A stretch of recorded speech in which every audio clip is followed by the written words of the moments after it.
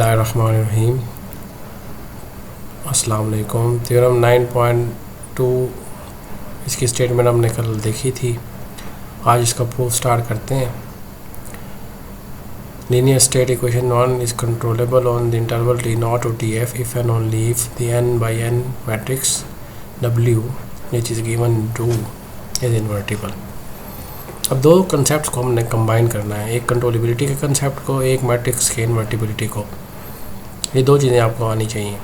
Controllability की definition ऊपर दी हुई है, system is controllable on the interval if for any initial state there exist an input u such that x of tf is equal to 0। तो हमारे पास ये गिवन एक इनिशियल स्टेट है x नॉट। हम पहले ये सपोज कर लेते हैं कि w इन्वर्टिबल है और ये प्रूफ करेंगे कि सिस्टम वन कंट्रोलेबल है। गिवन क्या है, w इज़ इन्वर्टिबल। प्रूफ क्या करना है, सिस्टम वन इज़ कंट्रोलेबल, मतलब एक x of tf is equal to 0 show करना है। उसके लिए हमें एक इनपुट चाहिए हर इनिशियल स्टेट x नॉट के लिए। तो x नॉट गिवन है, w इन्वर्टिबल भी गिवन है, उससे एक इनपुट बनाइए। ये टेक्निकल पॉइंट है। ये जो u बनाया हुआ है ना, इसको आप समझें कि ये कैसे बनाया उसने। ये इस तरह से कंस्ट्रक्ट किया गिवन डाटा से। ये हमारे पास b भी गिवन होता है, फाई फंडामेंटल मैट्रिक्स है, ये भी गिवन है। w इन्वर्टिबल है तो इसका इन्वर्स भी एग्जिस्ट करता है, x नॉट भी गिवन है। इन तमाम चीज़ों को ऐसे ही मर्ज किया है कि u बन गया। ये स्टेज पे हो सकता है आपको समझ ना आए, इसको आप ऐसे समझें कि u ऐसे ही है। ये हमें बनाना पड़ता है इसको, ठीक है। आगे जब प्रूफ को कंटिन्यू करूँगा तो आपको आइडिया हो जाएगा कि u ऐसे क्यों बनाया है।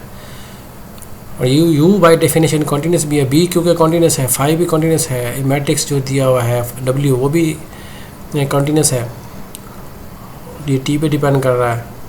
ये कांस्टेंट मैट्रिक्स है t नॉट और tf। जब इसे इंटीग्रेट करेंगे तो क्योंकि इसकी लिमिट्स हमारे पास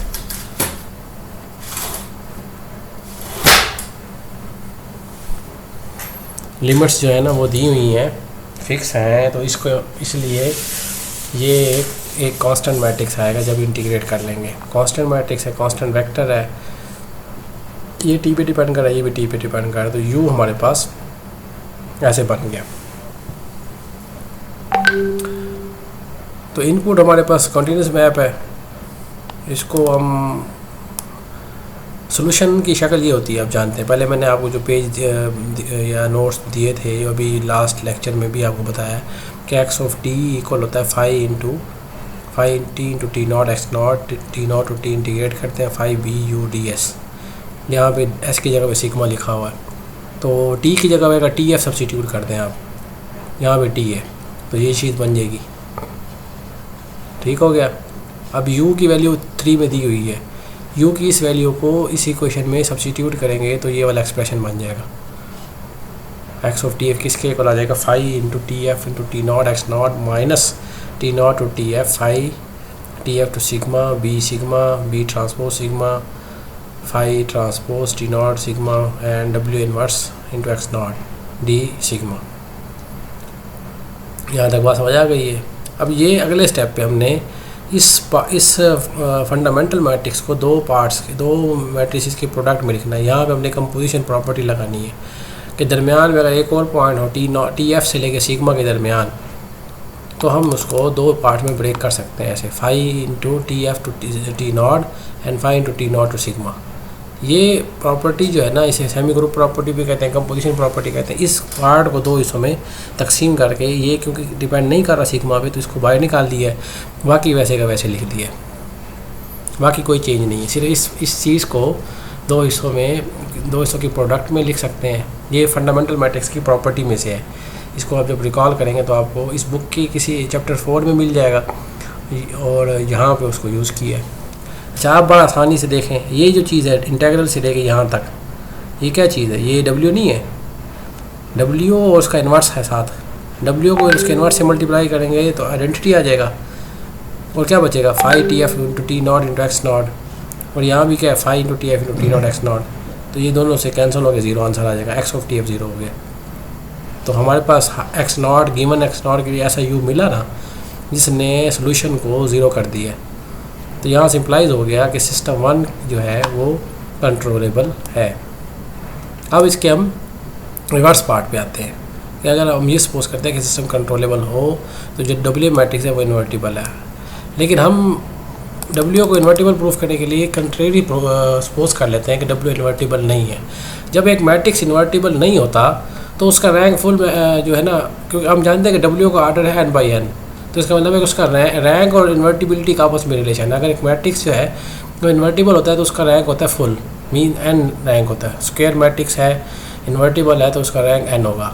जब नहीं है तो इसका मतलब है कि एक ऐसा नॉन ज़ीरो वेक्टर मिलेगा एक्स अल्फ़ा जिसको अगर मैट्रिक्स के साथ मल्टीप्लाई करेंगे तो आंसर 0 आ जाएगा। ये प्रॉपर्टी है इन्वर्टिबल मैट्रिक्स की, इसको आपको यूज़ कर चुके हैं पहले भी कई दफ़ा। तो इसके साथ मल्टीप्लाई किया वो 0 हो गया, तो इसको हम 0 = ऐसे लिख सकता हूँ।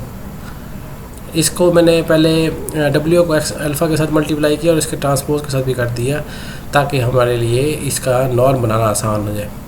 अब एक्स ए ट्रांसपोज और एक्स ए जो है वो कांस्टेंट वेक्टर है, ये इंटीग्रल के अंदर चले जाएंगे 4 के अंदर। अब ये वाली चीज़ क्या बनी, इसको और करें, ये एक वेक्टर है, ये उसका ट्रांसपोज है, ये X A transpose phi and B है ना, ये पूरा एक वेक्टर है, इसको मल्टीप्लाई करेंगे एक वेक्टर बनेगा। ये उसका ट्रांसपोज, इसका ट्रांसपोज लेंगे तो ये आएगा। तो एक्स या कोई वाई इंटू वाई ट्रांसपोज हो तो वो होता है वाई नॉर्म के इक्वल, वाई नॉर्म स्केयर के इक्वल। तो ये वाली चीज़ हमारे पास नॉर्म स्केयर बन गई। इंटीग्रल के अंदर कोई नॉर्म का स्केयर है वो 0 के इक्वल है। अगर नॉन नेगेटिव नंबर का इंटीग्रल 0 आ जाए तो वो वाला इंटीग्रल है, इंटीग्रेंड होता है जो, वो 0 होता है इटसेल्फ। अगर किसी फंक्शन का इंटीग्रल 0 है और वो नॉन नेगेटिव है फंक्शन, नॉन नेगेटिव फंक्शन का इंटीग्रल 0 है तो एक्चुअली वो 0 हुआ ना। तो ये वाली चीज़ 0 है। नॉर्म की प्रॉपर्टी क्या कहती है, नॉर्म अगर 0 के इक्वल है तो अंदर वाला वेक्टर ही 0 होगा। X norm = 0 if and only if x = 0। ये नॉर्म की प्रॉपर्टी हम पढ़ चुके हैं। तो यहाँ से हमारे पास ये इक्वेशन 5 आ गई। क्योंकि हमें पता है कि ये सिस्टम कंट्रोलेबल, तो हर एक्स नॉट के लिए हमें इनपुट मिलेगी, तो हम क्यों ना एक्स नॉट को एक्स अल्फ़ा ले लें। एक्स अल्फ़ा लेंगे तो ये 0 के इक्वल आ जाए क्योंकि एक्स ऑफ टी एफ 0 होगा। 0 = ये सोल्यूशन के अंदर ना हमने टी एफ सब्सटीट्यूट किए जो कि एक्स ऑफ टी एफ बन गया। एक्स ऑफ टी एफ = 0 को यूज़ किए, यू गिवन है, एक्स 0 की वैल्यू एक्स ए ले ली है। तो यहाँ से हमारे पास इसको हम ऐसे लिख सकते हैं,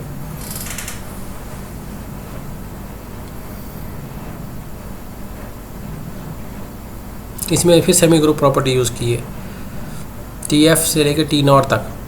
टी नॉट से सिग्मा यहाँ बच गया, टी एफ यहाँ इसको लेफ्ट साइड पे लेके जाएंगे तो इधर आ जाएगा phi into T F into T naught X A my = minus this integral. इस अगले स्टेप पे इसको 2 पार्ट में डिवाइड किया है। अब इधर लेफ्ट पे भी phi T alpha phi of T F into T naught है और इधर राइट साइड पे इधर बाहर भी इधर phi of T F into T naught होगा।